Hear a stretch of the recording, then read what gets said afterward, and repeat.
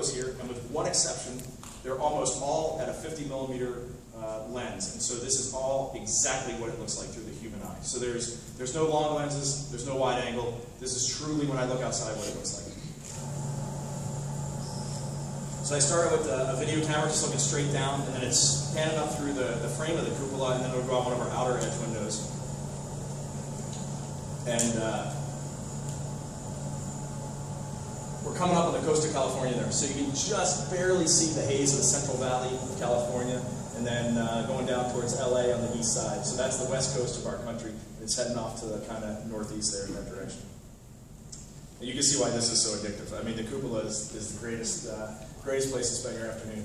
I especially liked low sun angles. So this is the sun getting ready to set over the Pacific Ocean, looking to the west, and what it does, it really brings your planet alive in a picture. And it's hard to capture this kind of 3D effect from space. But when the sun gets low, you can see the clouds under the shadows under the clouds, the sun glinting off the ocean, and then the blue band of the atmosphere. It's so amazingly thin, and yet that's where we all live, under there. And you know, there's nothing there. When you're looking at it, you're like, holy smokes, that's it. I mean, that's everything that keeps us alive right there. All the oceans, the clouds, and our atmosphere.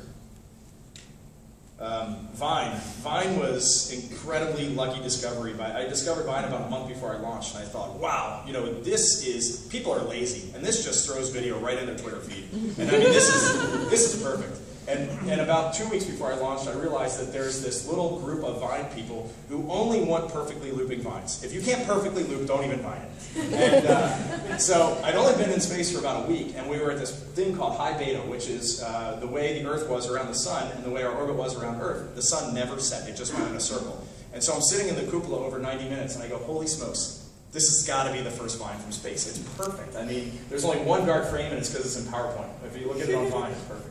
And so we sent this out, and the media attention was enormous from this, and it kind of set the pace for Vining the rest of the mission. Now just a couple photos that kind of take us on a trip around the world. This is, I wonder if I can get a cursor up here. Will the cursor up here? Yeah. Sorry, lasers would be better. This is all oil platforms, and they're venting off the gas and burning it. And to the bottom here is all of Iraq. This is Kuwait, with the roads running out of Kuwait that just look like ribbons going off into the desert. We have Riyadh, Saudi Arabia.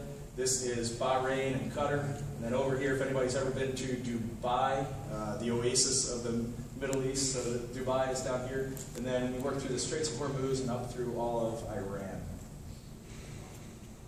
A lot of astronauts have said you can't see borders from space. I call baloney. So on the left side of this picture is San Diego, California, one of my favorite cities, absolutely beautiful. And on the right side is Tijuana, Mexico. And the U.S. has been kind enough to draw a perfect line so that we all know exactly where each side of the line should be.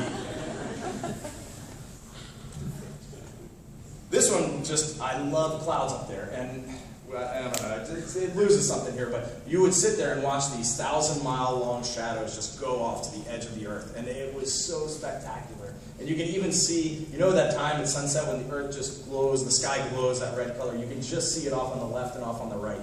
Sunsets are one thing that on Earth I think they're prettier than up in space. My personal favorite view is this area of the Middle East. So all of Africa is off to the left, and the red dunes and windswept dunes are incredible. The first thing we come up to here is Cairo and Egypt, and this is the Nile River heading down to the south. The Suez Canal, which I've gone through northbound and southbound into the Red Sea here. And then as we see this gray up here, that's not trees, that's humans. And this is all Israel, and that leads up into Lebanon. And then we have Syria, Jordan, and even the little island of Cyprus right there. So there's so much human history in this one picture. I mean, this is basically all of human history in one picture. And then the nighttime really starts to blow your mind. And right here we have the city of Bangkok in Thailand, and the green lights. And I had no idea what they were, but my brother lives over in Taiwan, and he goes, those are squid fishermen. And they take these green halogen lights in their boats, shine them down into water, and all the squid come to the surface, and they just use big nets and scoop them up. It's illegal in much of the world, but it's not illegal here. And look at all those green lights. I mean, I would hate to be a squid there because you're dead. You're dead. I mean, you have no defense against those green lights. It's just amazing. And then there's pictures that kind of changed my whole mindset. And there's a few of them in this stack. This was about, I think this was about a 30-second exposure on a camera at night. And I took it because this 8-year-old emailed me, a kid, and he said, hey, I need to know if there's stars at night from the space station. And I'm like, well, of course there are. And I sent him one picture, and he goes, no, I want to know if there's a lot of stars. So I went down and I took this. And I was intending to get stars for this kid. And in the end, I was totally blown away. And there's